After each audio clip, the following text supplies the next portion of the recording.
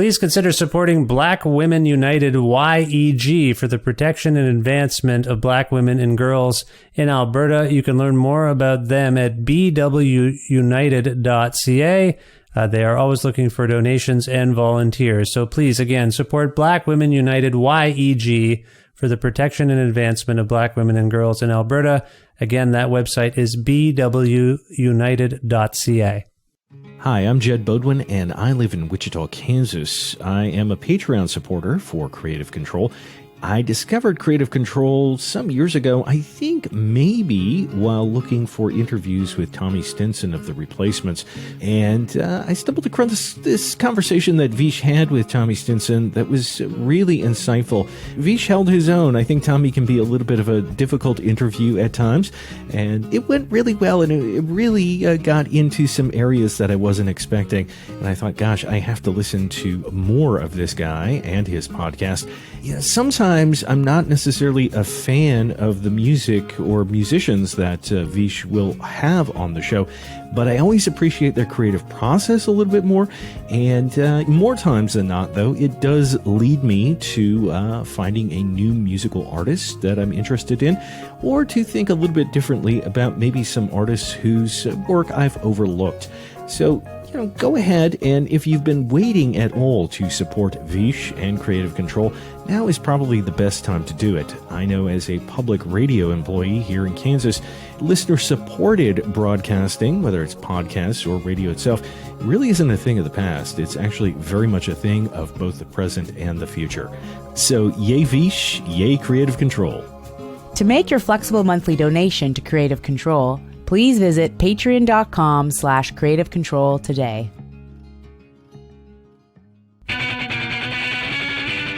Creative Control with Vish Khanna. Baron Vaughn is a talented actor, stand-up comedian, writer, and theatrical performer, currently based in Atlanta, Georgia. Originally from New Mexico, Vaughn is a classically trained actor who has had roles on Netflix shows like Grace and Frankie and the recently revamped Mystery Science Theater 3000, and he's the co-creator and co-host of the Comedy Central showcase series The New Negroes with Baron Vaughn and Open Mike Eagle. Vaughn has been an active stand-up himself for some 20 years now, making memorable appearances on Conan and Two Dope Queens, among other shows, and releasing 2 albums to date, Raised by Cable and Black Existential Crisis. On Friday, February 17th, 2023, Vaughn performs at the Biltmore Cabaret as part of Just for Laughs Vancouver. And so Baron and I connected recently for a fun and insightful talk about American politics and meeting people from Edmonton and San Francisco, agoraphobia and racism, comedians supporting other comedians, how his theatrical background bolstered his stand-up act, the dramatic arts and wordplay, what he knows about Canada and what Canada might be really like, the state of social media, future plans, and much more. A part of the Entertainment One network with the support of listeners like you who follow and subscribe to this podcast and spread the word about it and make flexible monthly donations at patreon.com/Creative Control, plus in-kind support from Pizza Trocadero, The Bookshelf, and Planet Bean Coffee, respectively, in Guelph, Ontario, and Granddad's Donuts in Hamilton, Ontario. This is episode 754 of Creative Control, featuring the lovely and talented Baron Vaughn, with your host, me, Vish Khanna.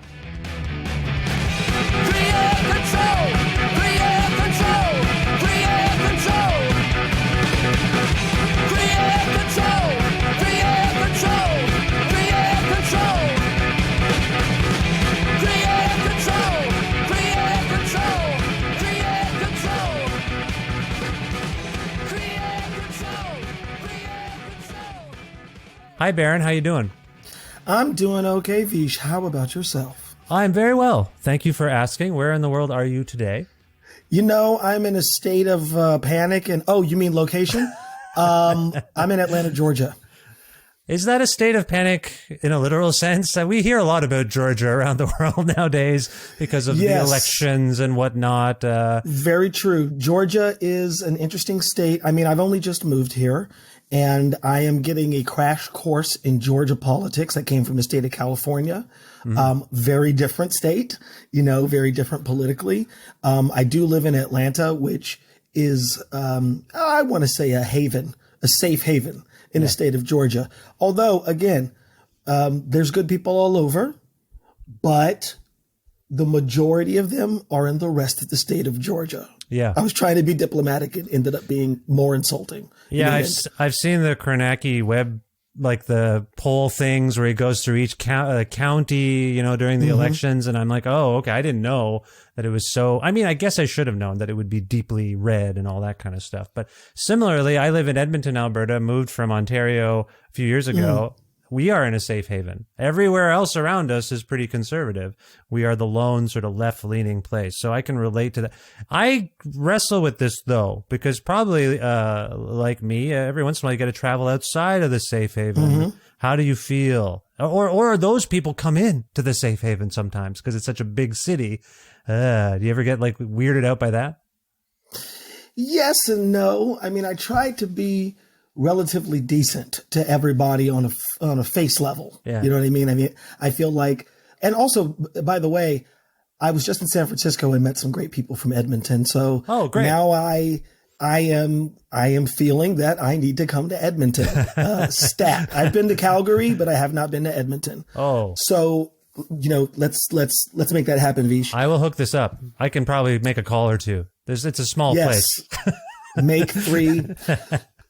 But the point is just that, like, I'm still getting, again, used to it, and I'm a miniature agoraphobic, so I mostly stay in. Yeah. And the people that I am dealing with that are not my family are usually people who work at the grocery store. So it's like I'm interacting with people, but usually it's very like limited and whatnot. So I haven't been around, if you will, at length, like a family dinner, someone who I very much disagree with. Haven't had to have that yet. So you and I sound extremely similar in that I gather that were you agoraphobic or did you have agoraphobic tendencies, if you will? Yes. Prior to the pandemic as well? Yes. Okay. Which is interesting because I was going to say previous to the pandemic, was a very outgoing person in my own way. I have kids now, so that has evolved over the last decade. But still, if the family stuff was figured out, not uncommon for me to go to, let's say, 3-4 live concerts or comedy events a week. I mean, like I was contained and I had to control the situation, and I'd like to know that I could leave at any point. I think I had that in me, but that has been heightened by this pandemic. So all I'm getting at is, I would think the pandemic has heightened this for you on some level, even though you're a live performer and you go into crowds. Are you feeling more of that? Like, I really don't want to do too much kind of stuff? Yes, absolutely. But even before the pandemic, I am already a black man in America. Yeah. So there's a part of me that feels like I'm already on the game show. Will this get me killed? The moment I walk out the door, which is the game show that every black man in America is playing. Like, are they going to think my wallet is a gun? Let's find out on will this get me killed? Yeah. But, I do like to go to comedy. I'm one of the few comedians that, like, I still like comedy. I tend to, people who have specials, it's kind of like, I go, all right, well, I already know you're good. Like, in a sort of a sense. Like, I will watch people because I always feel like I have something to learn. But more so than every comic that's famous, I tend to like whoever's coming up. There's something that's a little bit more honest, more genuine about their creativity, like watching someone who's in process, still figuring out who they are. Like, that's the real comedy to me. Yeah. But, I'm a comedy nerd in a sense. So I still go to comedy, or was going to comedy a lot before the pandemic, but generally, I like to stay in. I like to be in my comfort zone. Yeah. Well, like I said, for me, it's mostly the grocery store. Yep. And if I have to go to some events for my kids or the odd thing where my friends are coming through town and playing a show or performing, I'll go. But I generally stay stay in. No, it's interesting to hear you say that, because I was thinking as you were speaking about your excellent show, The New Negroes with Open Mike Eagle. And I was also thinking about Two Dope Queens as you were speaking too, because there are, which I believe you actually were on that show, weren't you, at one point? Yes, indeed. Yeah. So what I was thinking about, though, is in comedy in particular, there's a generosity of spirit among certain comedians where you're going to have a show that features other comedians. I think that's not something we should take for granted. And I feel like you must have, was that concept, The New Negroes, was that an invention of yours, or how did that come about? Well, it's a combination of things. I mean, me and Open Mike Eagle were always sort of circling around each other in Los Angeles. I was a fan of his. I still think he's brilliant and hilarious and a lyrical madman. And so him and I was like, let's do a thing. You know, I think originally the first thing I did was in Portland, Oregon at the Bridgetown Comedy Festivals. I saw, it was that particular year, you know, and this is a very like, quote unquote, alty comedy festival. I don't know what that means anymore. And that was sort of what I was seeing, is that these spaces where I was at one time earlier in my career, the only person of color, were becoming a lot more diversified because there were these generations of comedians. So this one year, there were exactly 16 Black comedians. Yeah. And I was like, you know, I looked at all the people and I knew every single comedian. And I thought to myself, you know, if I did a quote unquote Black show, none of these comedians would be similar. It would be the most diverse. I thought I could do an all Black show and it would be the most diverse show, you know, because everyone's style is so different. And that's sort of how it was born, because I like comedians' different styles. I like having people who are saying different things in different ways in one space. That's the truest exchange of idea. That's why I like to create spaces for people to come and do that. Yeah, and like I didn't mean to maybe undersell the fact that it was particularly Black comedians. That is obviously integral to the concept of your show. But I do think that there seem to be more and more comedians trying to take a platform and spread the word about people they love that may not already have that profile. And I thought one of the ingenious things about having you and Open Mike Eagle, people who are prominent and well known, I thought the shows were put together in a way where it was a mix of established. You know, you'll have Chris Redd that people are starting to, at that time, would know from SNL, and then you'll have other people who are a little more obscure. I just want to say, programming wise, that appealed to me. That notion of here's the gateway, a couple of known entities, but really the point is to try to expose you to potentially aspiring or soon to be stars. Does that make sense?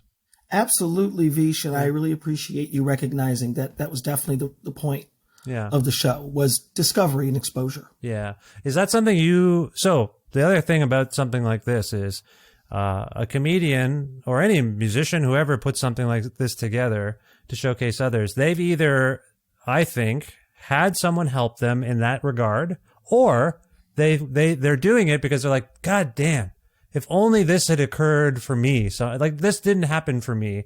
Can you speak to that from your own perspective? Did someone, and I have a sense of this from what I know of you, but hey, you're on the show. Let's get some real facts.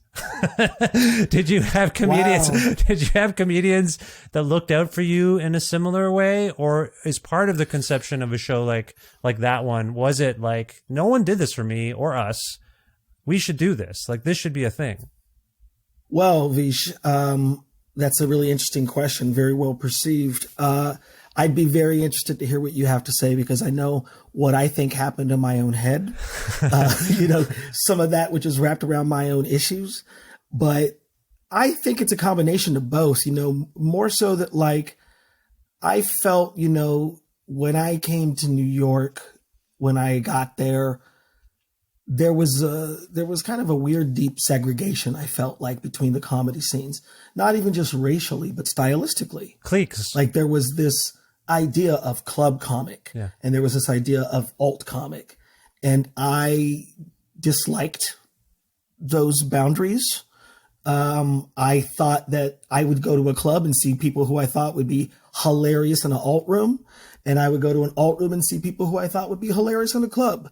And so I always wanted to put shows on in which all of these people, again, were in one space, and I was around comedians who felt like because they didn't easily fit into club or alt, because they were interested like myself in being in both rooms, appealing to, both groups of people, we started putting on shows together, and so I also saw that there were a lot of people of color who were growing out of or had grown out of, just I think culturally in a lot of different ways, whatever labels there were, like you're a black comic, therefore you're supposed to act like, talk like, this and that. And that's not to knock people who, and I think back then I used to knock, but like, that's not to knock people who necessarily do that, because I think that there's originality in there. That's why people copy it. Yes.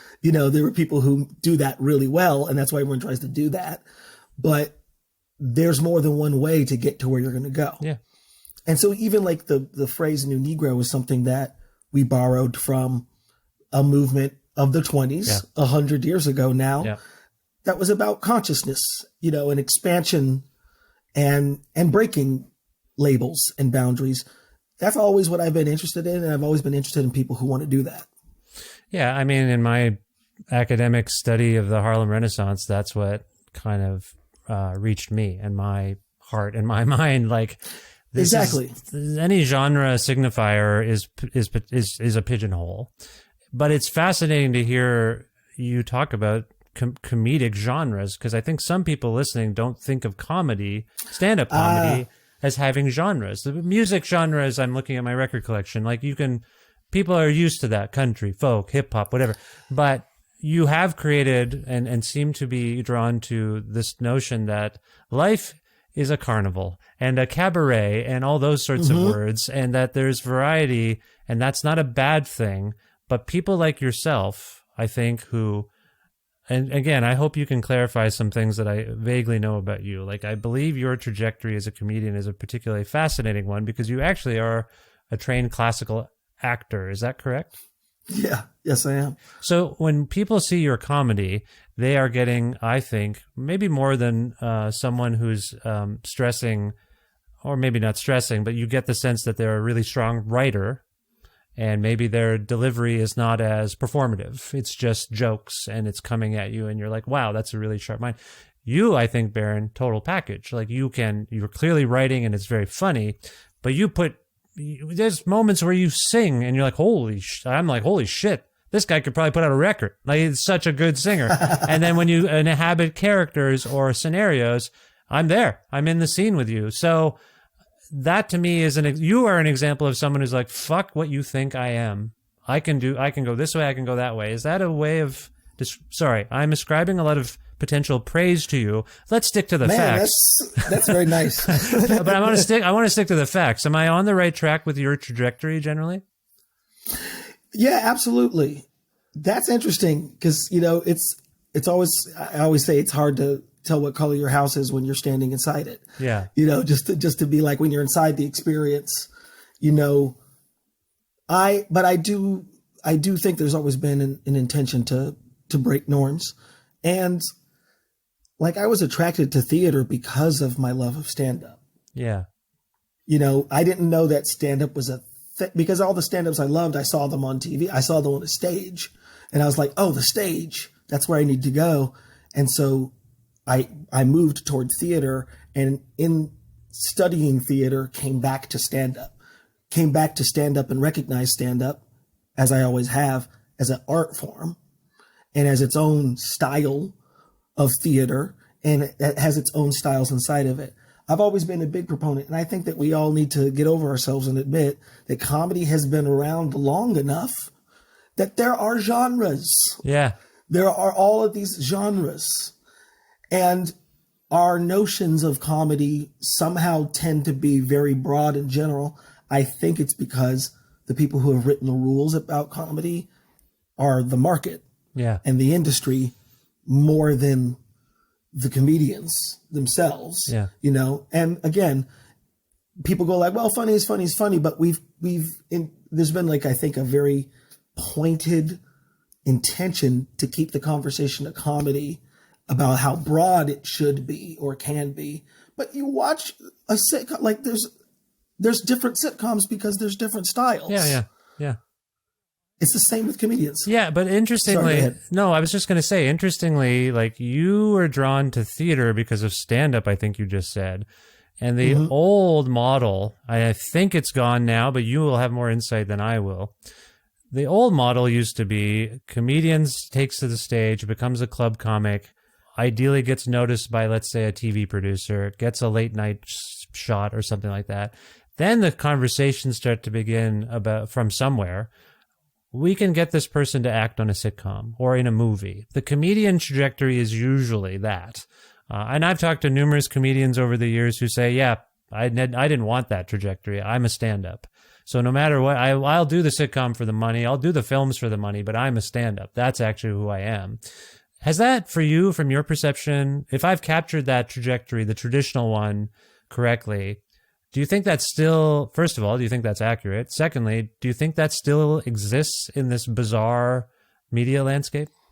I definitely don't think it exists as much anymore. Yeah. You know, we're in the land of the multi-hyphenate.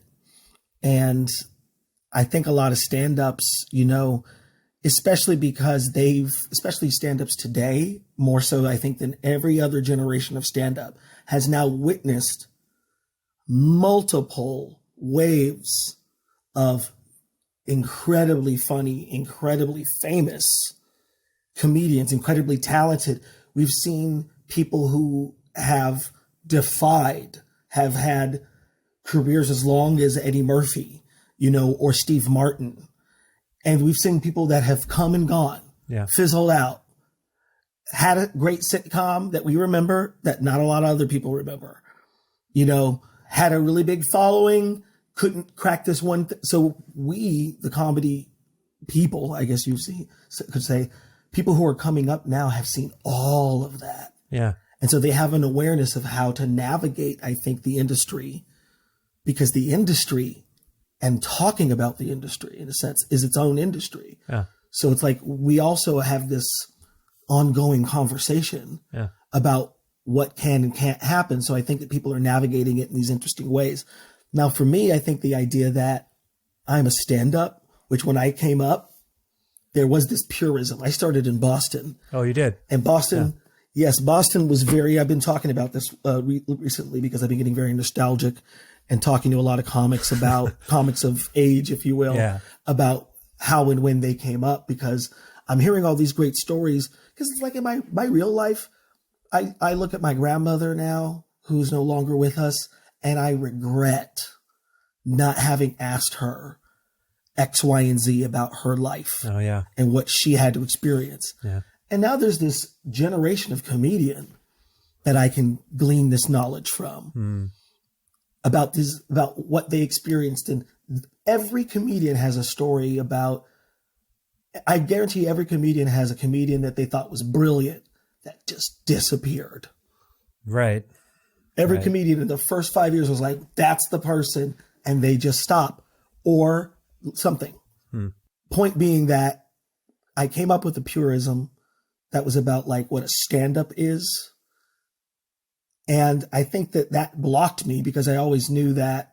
And I got scared because I thought the other stand-ups didn't take me seriously because I didn't have that purism. But I always felt like my acting career, my stand-up career have always been really separate. It's just bizarre to me that so many stand-ups who end up in these cinematic or sitcom sort of roles, I mean, some people knock them for not having the acting chops. And sometimes they get a pass for it, or sometimes they play up their poor acting and it works somehow. You know, there's all sorts of people who have done these things, but they often get a pass. You have the interesting, I equate it to my son takes piano lessons, has for a long time. And every once in a while there's some resistance. They say, I don't want to do this anymore. And I want to play a different instrument sometimes. They say that kind of thing. And I say, well, you've been at this a long time. You are actually, you may not realize this. I'm trying to look to your future because I've gone through this myself. Like, you might not realize that what you're learning right now is a building block for every other instrument that you choose to pick up. And potentially it's a communication tool. You can be in a room with people you don't even know and start playing, and they'll communicate with you on their instrument. I've tried to put it to them that way. To tie this to you is, I think you taking on acting, what I'm getting at is it's sort of a reverse course from the tradition. You weren't foisted into an acting role as a comedian. You have been armed and educated and have the knowledge to become an actor, which you are now. You are an actor. You are an actor, a comedian. So you had I think potentially you thought it. I'm not saying you did this deliberately. Somehow you're from the future and you thought ahead. You probably, in a way, like, I love comedy. Most Richard Pryor, all these great comedians end up leaving comedy to some extent to make their money with the, acting projects. So I'm going to bring that to this, and then you take to the stage, and yeah, there will be the purists who are like, this seems a little theatrical for comedy, stand-up. Is that what the vibe you kind of got? Like, this guy's clearly acting. Yeah. Sometimes, and sometimes that's from comedians, and sometimes it was from audience. It depends on what people's expectation was. Yeah. And so, again, my preference is to appeal to as many people as possible. Of course. Yeah. And so I try to do that, but I think that there is this training that I got from having to go to places where people weren't as, into me as that. Yeah. And that there's still something that I learned there. And I think that when it comes to my acting training and stuff like that, the stuff that I always brought into comedy, or at least that I hope I brought into comedy, was I've always been interested in themes underneath the joke. Yeah. Yes. And that these things need to work on all these different levels, because coming from the theater, that's how everything works. Your tags are often so subtle that I think they fly by people. You just say, you do a little callback of your own joke. And I think I've if you watch clips of you on talk shows, you can see I'm like, that's fucking brilliant. Like, you just, but people, Thanks, I can see the audience kind of tittering as like, oh, they almost missed it because it was so fast. But anyway, I don't mean to, people can look this up themselves for the evidence. I don't mean to say this is a general part of your thing, but yeah, you do little drops every once in a while, don't you? Like, you're conscious of this language and oh, absolutely. Yeah.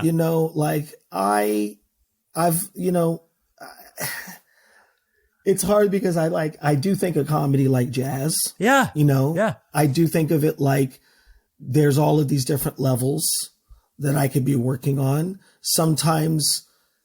And I like to write jokes that are sometimes just straight up jokes, in a sense, to explain that I can do that. Like, I remember feeling like there was a time, and I feel like this is my approach, is that my premise is the joke. Like the regular comedian would stop at what I consider to be the premise. Yeah. Yeah. Do you know? Like, you get your set up your punch, a couple tags, and I could just do that and let it go. But I want to go into this other place that takes the audience on a journey, and even if they don't like it, they go, well, that's something. That's definitely something. Well, I do think that, for people listening, I think when someone is tagged as being theatrical, or you, by your own acknowledgement, come from a theater background, I hope people aren't forgetting that literature and wordplay is really the driving force of acting. Like, so I assume that you've read a lot. Like, a part of it, I did an English degree and I could have done some drama or whatever. I didn't mean to dismiss that. Sorry. I have a weird relationship with the drama kids. I'll tell you that right now. Okay. But that's just me. I had a weird thing in high school, and we were all like, some of these drama kids are a little odd. And I was a nerd. And we were all different kinds of nerd. And then anyway, this is not a session for me. I just wanted to tell you that I don't disparage the dramas. I have a weird affiliation or association with them. My point is, what was my point? You have to study a lot of words, and plays or whatever. I'm generalizing, of course. Is it fair to say that in your academic pursuits, as well as getting stage comfortable and being a presenter, if you will, an actor on stage, would you say that a good chunk of your education was steeped in language, wordplay, that kind of stuff? Oh, absolutely. Yeah. Absolutely. a gentleman by the name of Darko. Shout out to Darko. He's a theater director. He once said that to be a director or an actor or a writer, you have to first be a reader. Yeah. Yeah.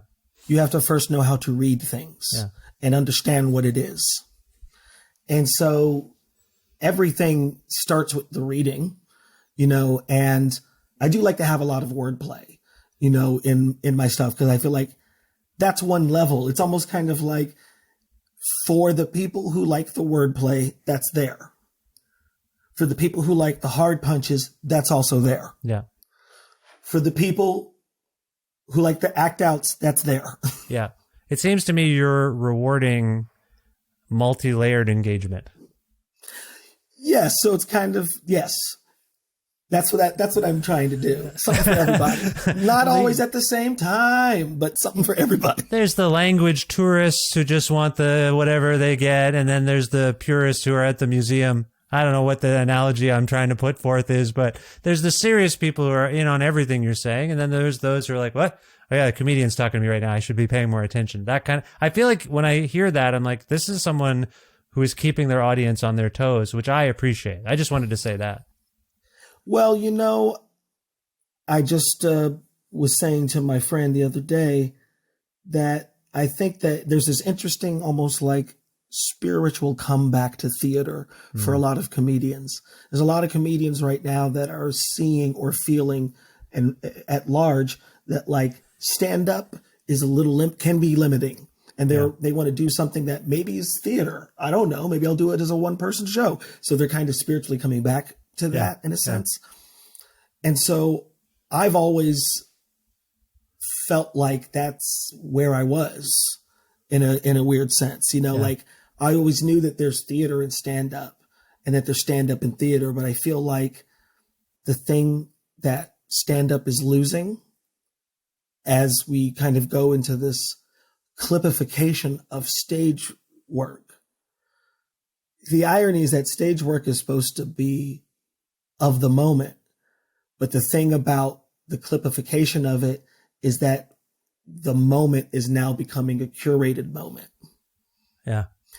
And the moment is the thing that stand-up is lost. Stand-up is lost being in the moment, whereas theater has always kept that. Does that make any sense?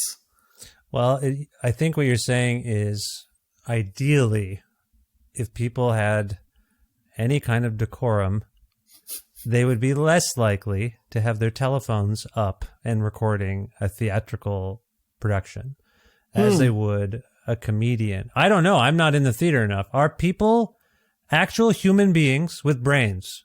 Are they watching a play or a theatrical production with their phone, capturing what's on stage from your, I don't know, experience? Have you seen that? Because it's what I'm getting at is in live music, and now obviously with comedy, because some things go haywire for certain comedians, because something's taken out of context. I know that people feel like I'm in a bar or I'm in a venue, I'm getting hammered, I got my phone out. I don't care if it's annoying people. Do you think that's happening in the theater as well? Oh, absolutely. I didn't know that. Okay, so people I've seen it. That's insane.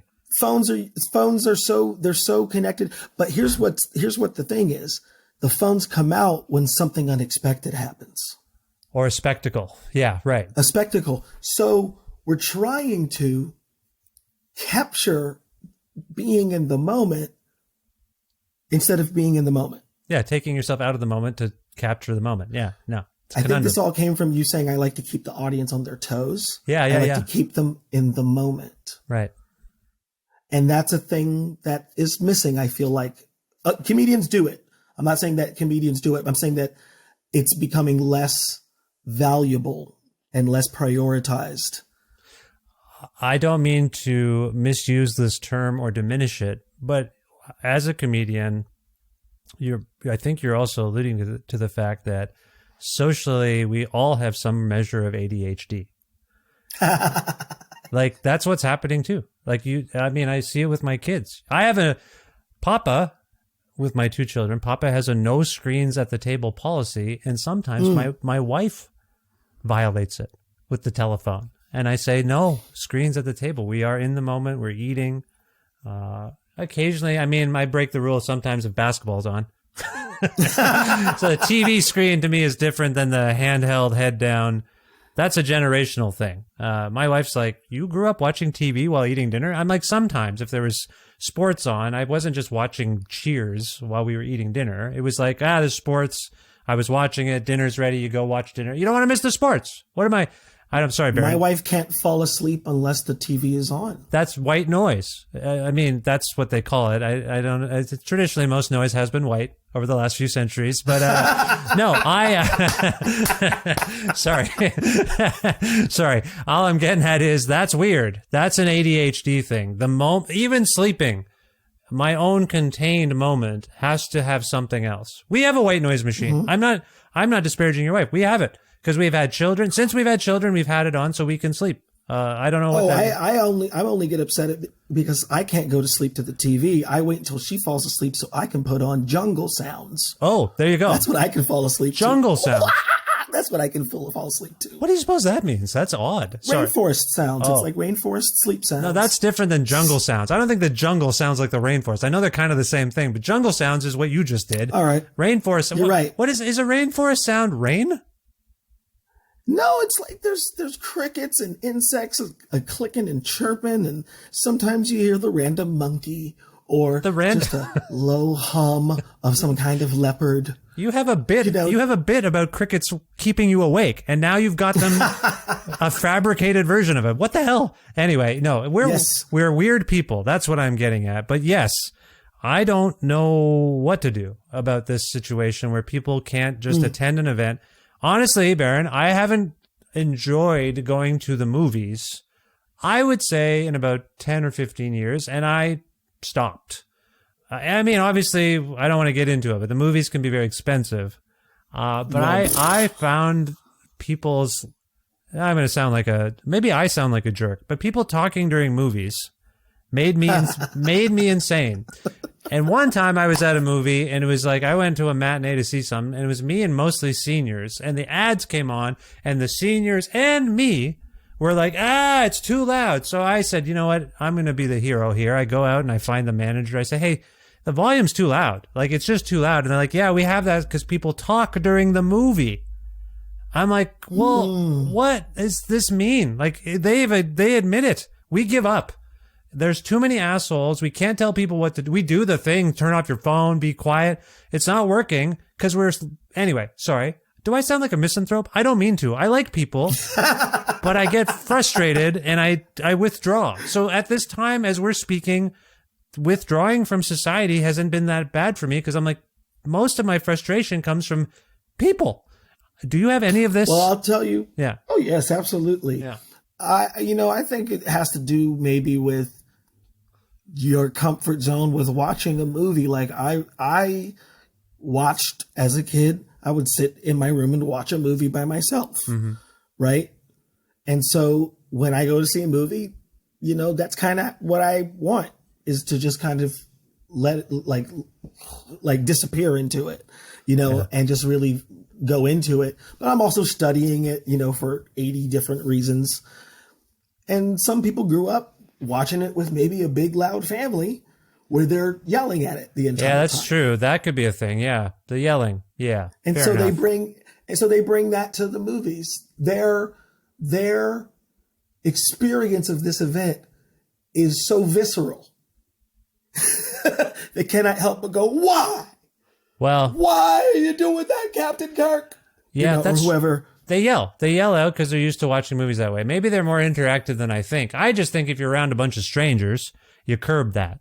You bring it down and you're like, well, maybe people don't need to hear me yelling.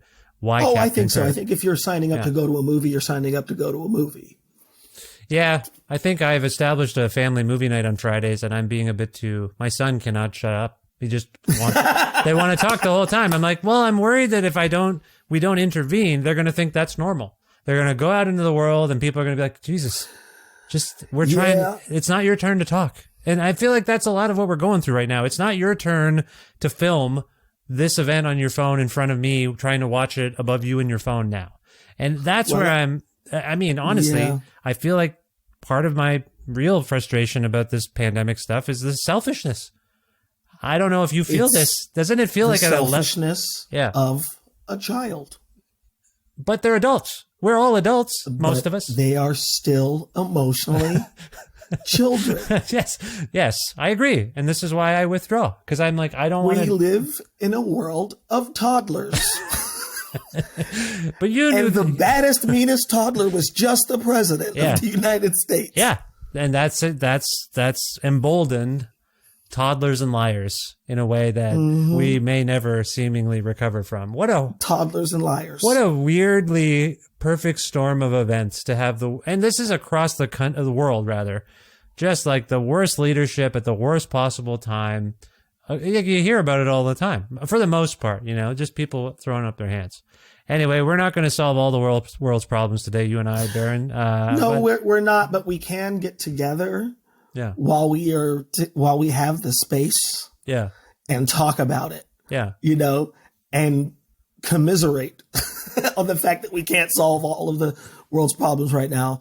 And you know what? Let's just get through today. Yeah. When's the last time you actually had a full bore kind of special? It's been a little while now, right? It has been. I think that it was like, Two Dope Queens was probably my last television appearance. That's your last television. Yeah, I meant like an album or something like that. Yes. It's been a while. I'm working on that. That's the thing that I'm going to do next. So I do have 2 albums out there, Raised by Cable and Black Existential Crisis.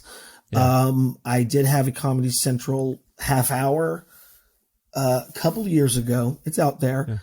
Yeah. And then I just got word from Comedy Central that they're going to release New Negroes on YouTube. Oh, great. So those full episodes. We have a streaming service up here called Crave. I'll give them a little plug. They seem to have the people who own Crave own Canada's version of the comedy. It's called the Comedy Network here, which is yes, I know the Comedy Network. Yeah, of course you would. Yeah, of course you would. And you've been to JFL. You know Canada. Do you know Canada? What do you think of when you think of Canada? You met some Edmonton people. What do you think of when you think of Canada? Exactly. Well, I have been in Canada enough to know that it's not all the same. That the Vancouver is very different than Toronto. It's very different than Montreal. It's very different than Calgary. Those are the main places I've been. Yeah. Again, haven't had the honor of being to Edmonton yet. There's a couple other places I would like to go. So I see the differences. I'm happy to go back to Vancouver. Vancouver is one of my favorite cities. Yeah. I do like that. I think, BC, or at least Vancouver, is pretty chill. I thought the weather was great, and everyone in Toronto is walking really fast.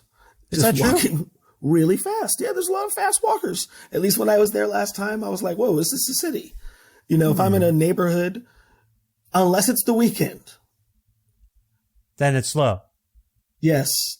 Are they Torontonians? Is that what they call themselves? That's what they like to call themselves. Yeah, sure. They stroll on the weekend. On the weekend, they stroll. During the week, fast. Often full of brunch and recovering from the Friday nights, probably there.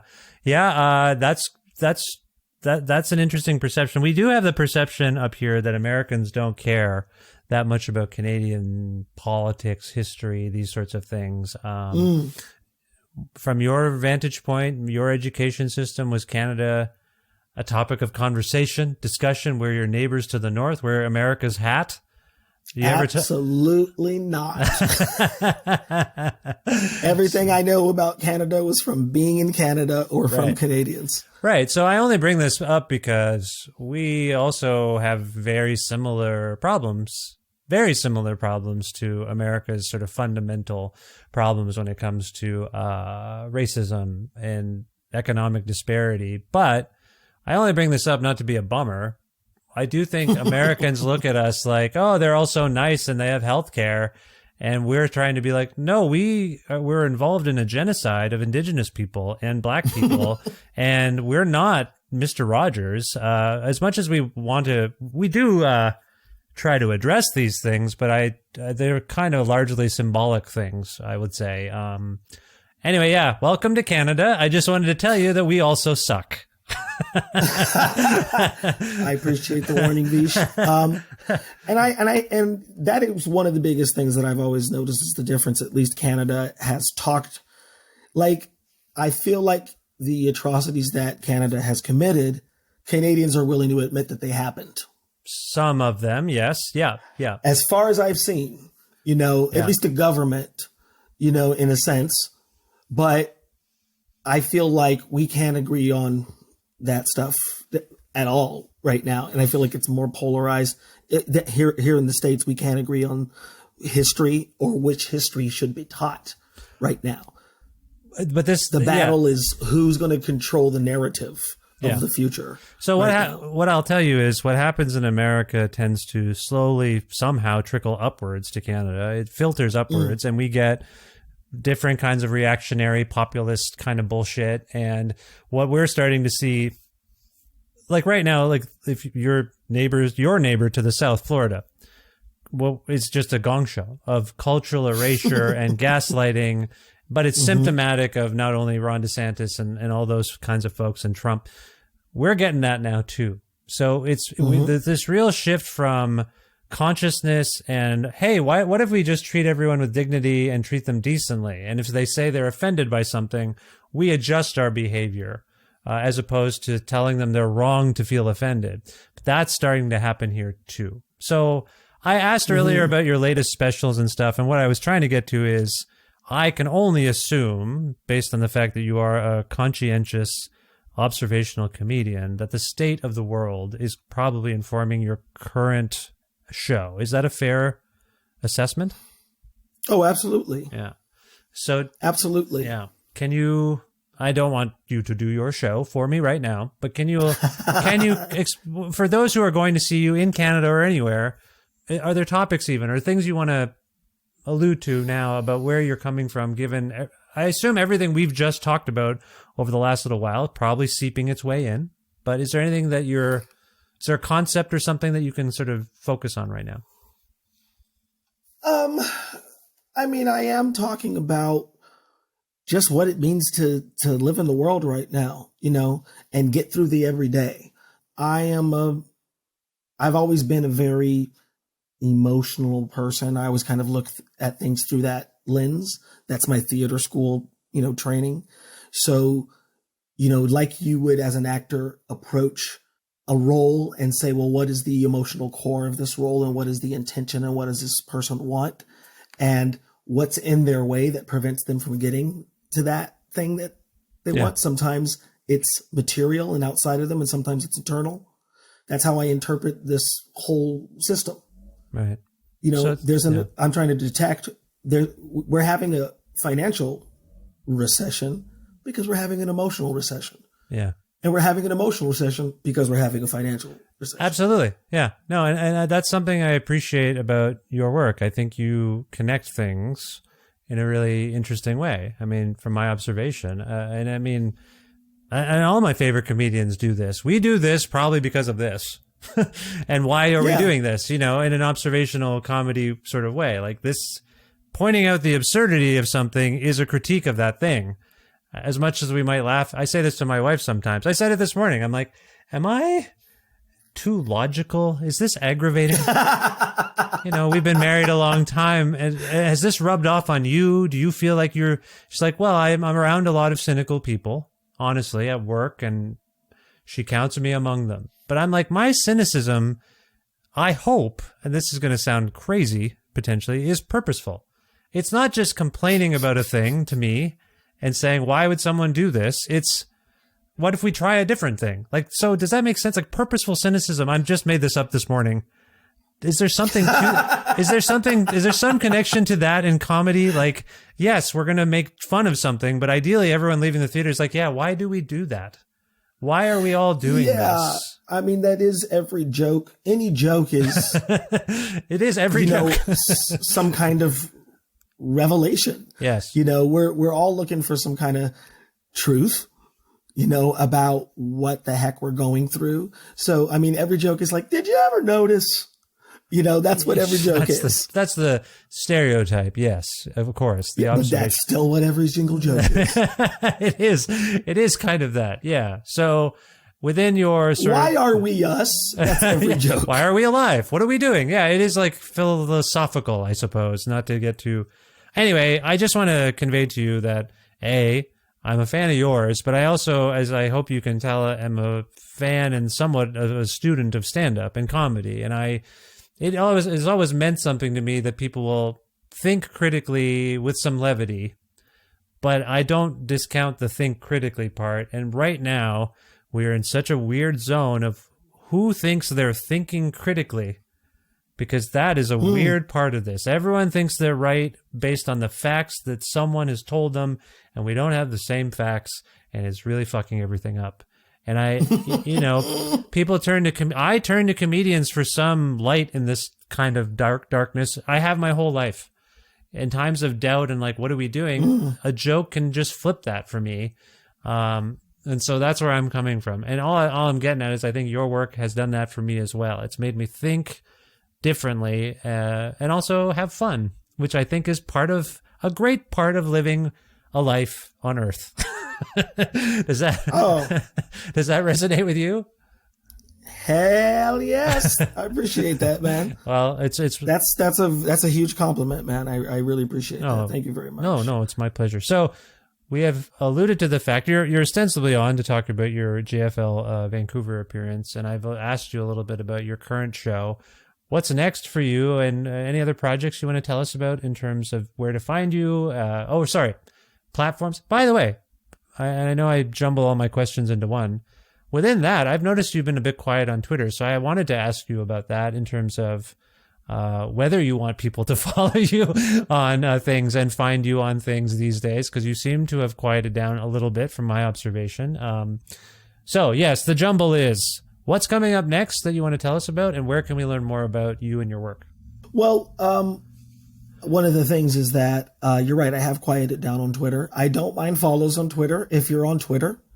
I decided to stay on it, but it has not become my primary, social network.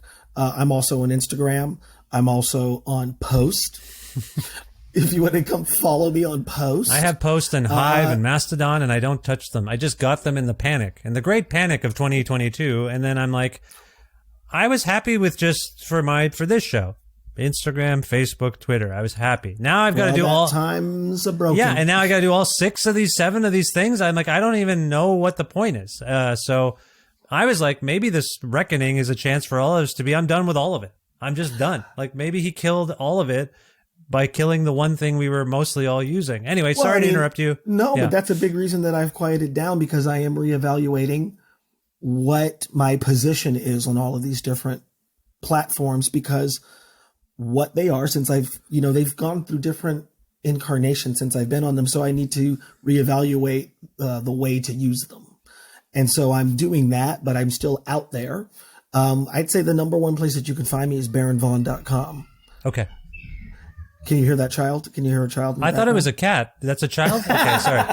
Even with my parental ears, I'm like, oh, that's an animal. Maybe the white noise machine's on. It's the rainforest. Say that cats sound that way because they evolved to sound like babies or something. Yeah. Right? Yeah, that's true. Cats are awesome. I do like cats. Oh, you see it as awesome? I see it as conniving. No, I do. I think I like their duplicity. I'm a fan. I enjoy that they're always tricking us. It's the positive cynic in those kitties. I wanted to say real quick, if that is your child, congratulations. If it's not your child, you might have a problem. There's someone in your house. Okay. Congratulations. That's great. I got 2 of those. Oh, you got 2. Just making conversation. 5 and 3. Oh, okay. I got 11 and I want to say 8. I have 11 and 8. Yeah. So fairly, I want to say that's great. It's a bit of a Norm Macdonald callback, but that's actually, I did pause for a second to be like, Ramona, her birthday and my birthday are December birthdays. I don't know why. December birthdays are now starting to confuse me. Did we have a birthday? What's going on? How old are we? It's in a lost zone of like, we don't care. It's December. It's Christmas. We don't want to talk about your birthdays. Pandemic has made time. Yes, that's true too. Move 11 in a very strange way. 11 and 8, 5 and 3. Close. I mean, yeah, that's 3. They're almost 4 years apart, to be honest. But yeah. Yeah, mine are about two-ish. Yeah. Well, good. No, congrats. I hope that's going okay. They are exhausting. I will be talking about them as well. Okay. Okay, good. So, BaronVaughn.com for more info about you. Any other projects or things coming up that we can look out for? Yes. I am on a new show that's airing on Fox called Accused. Oh. I do not know where it is airing. Okay. In Canada, but I do know it's supposed to be on Hulu after it airs on Fox. Well, we have Fox up here, so if it's on Fox, unfortunately, Oof. sorry, we have both Fox News. Well, actually, you have to pay for Fox News with most cable packages, so I don't see it. I get the other ones, but I don't have to pay for that one. I think I could. Anyway, I'm not going to. But yes, we do have regular Fox. So is there a day it's on, or? I'm actually not sure what episode it is, but Accused is a new drama on Fox. It's an episodic show, so every single episode is a self-contained story. Oh, I'm sorry. You have one performance, one role. One role in one episode. Okay, great. With Whitney Cummings. Oh. It is a story about comedy, but let me remind you, it is a drama, this show. Oh. And I think it's, I'm really excited to see it. I think it's going to really shock people, I hope. So you got to employ your drama chops as opposed to Yes, indeed. Okay, good. All right, well, let's leave it at that. We'll try and track down this episode of Accused with Baron. And, normally when I have musicians on or comedians who have albums out, I suggest we go out on a track. And in your case, you have records out, and I know they're a bit older. I don't mean to put you in memory jog territory. Would you permit us to go out on something from one of your albums? And if so, is there something that comes to mind? Wow. No, I leave it to you to, figure it out. I got to figure it out. Okay, I can do that. Whatever you wish. Well, maybe we'll go to something from Black Existential Crisis. I alluded to the crickets bit.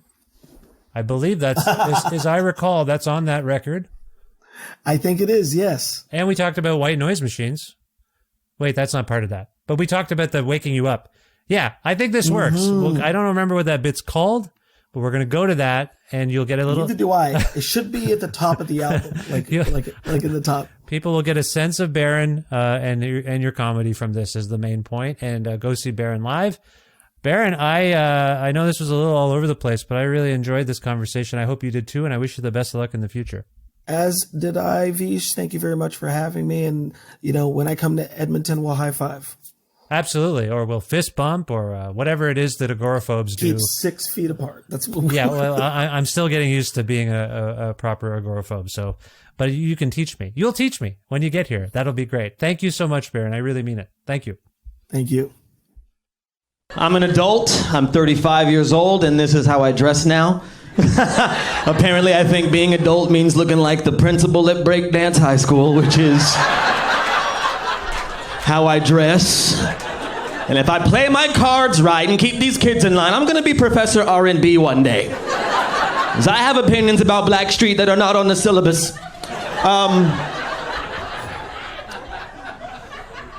35, good age. It's really sweet to beat Jesus by 2 years, and Jews are also conflicted about me, but also things have been good, and I'm in an interesting place the other day because, I'm in an interesting place in my life. I had a conversation with an insect the other day. That's how you know.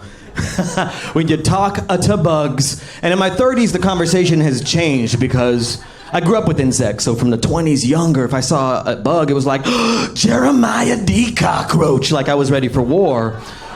But now if I see an insect, it's kind of like, you can stay. Because no more energy. And also, I know now you actually need some insects on your side in life, especially if you want to make it through the motherfucking night. Because when I moved into my apartment, there were 9 spiders. I was like, what? I counted. I was like, 9 spiders? That is 10 too many. And I responded by killing them all, which I felt great about for like a week, because that's how long it took for me to find out that the crickets had been waiting for that moment. Because at first I was mad. I'm like, why did it get so noisy in here? What's happening? And then I realized that I was their Abraham Lincoln and they had been emancipated. That was a celebration. That's not noise, it's gospel music. because it was Juneteenth to the crickets as they came from corners I'd never even seen before, just going, sweet freedom, our eight-legged masters have been vanquished. How can we praise our Savior? I've got it, boys. How's about we put on a damn concert every morning starting at 1 a.m.? But boss, he'll never sleep again. Exactly, he'll be awake to know we love him. Let's start. And a 1, and a 2, and a...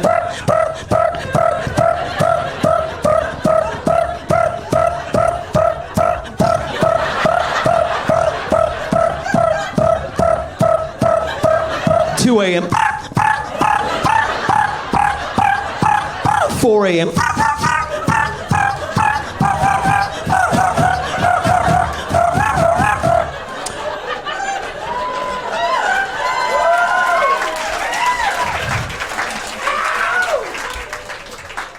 And some people have asked me, well, why didn't you kill the crickets?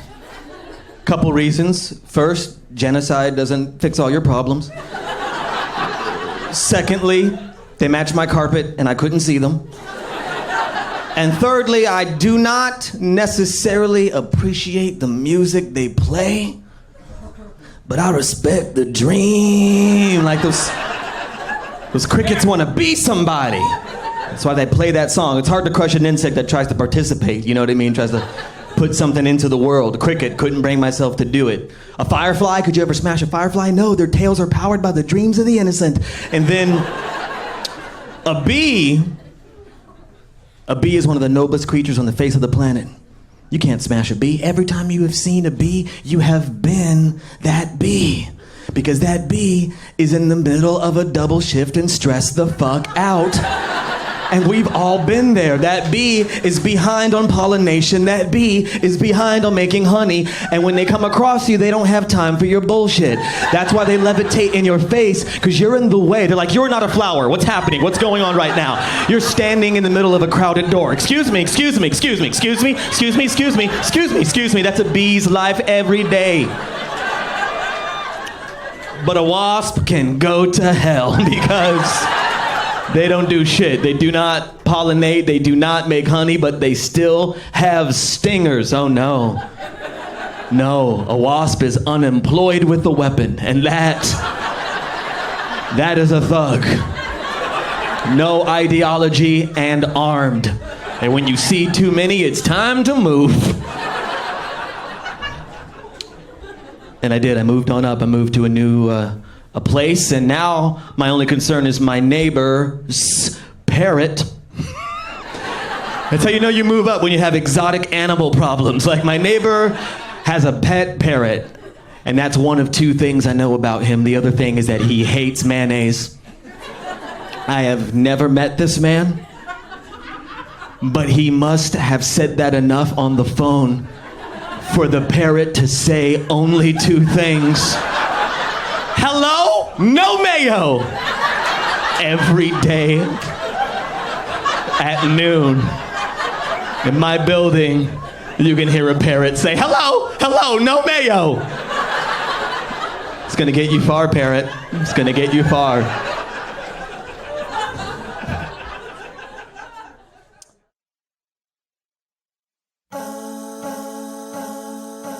Hey, you just heard Bugs from the 2016 album Black Existential Crisis by my guest today, Baron Vaughn. Baron, thank you so much for appearing on this, the 754th episode of Creative Control, which is part of the Entertainment One podcast network and is available wherever you get your podcast. If you can't find an episode that you've heard about and you're looking for it all over, you looked under the bed, under the pillow, under your shoes, and you can't find it, well, that's just, first of all, relax. Stop looking under everything. It's going to be fine. If you want to find things you can't find on your regular platforms and learn more about me and sign up for my monthly newsletter, please visit vishkhanna.com. You can also like Creative Control on Facebook, follow the show on Twitter at vishcreative, or you can follow me directly on Twitter and on Instagram at vishkhanna. Also, please visit patreon.com/Creative Control to make a flexible monthly donation to sustain this podcast and provide the primary source of revenue for all the work that goes into it each and every week. $6 American or more a month grants you access to some exclusive content that no one else gets. You get the episodes earlier than everybody else, the free ones. And then there's also stuff that I dig up from my archive of interviews I've been doing for like the last 20 years. Some of that time obviously preceding the 10 years I've been working on this podcast. So there's some interesting treats there, and I try to tend to that. But mostly, like I say, you're just supporting the work that goes into this show each and every week, and it's greatly, greatly appreciated. It does honestly keep me going. I appreciate it. I have other work, of course, and I can't rely just on this podcast to make a living, although, gosh, that would be fun. But hey, what are you going to do? Anyway, please, if you want to learn more about how to support the show, go to patreon.com/Creative Control. Thanks again for doing that. Speaking of thanks, I want to thank Pizza Trocadero, The Bookshelf, and Planet Bean Coffee in Guelph, Ontario, and Granddad's Donuts in Hamilton, Ontario, for their long-time in-kind support for this show. Thanks, as always, to Jim Guthrie, who's been a long-time friend of mine since 1996. Jim, thank you so much for being my friend and letting me use some of your music. You all out there, you can learn more about Jim at jimguthrie.org. And finally, thank you so much for listening to this episode with Baron Vaughn. I hope you appreciated our conversation and feel intrigued to check out Baron's work. He's a very dynamic guy, as you might have just heard. So, Baron, thank you. Thank you once again. Everyone else, thank you for listening to this. As I say, thank you for subscribing to the podcast or following it and telling your friends all about it and spreading the word about Creative Control. Thank you so much. All right, I'm going to go. I will talk to you very soon. Goodbye for now.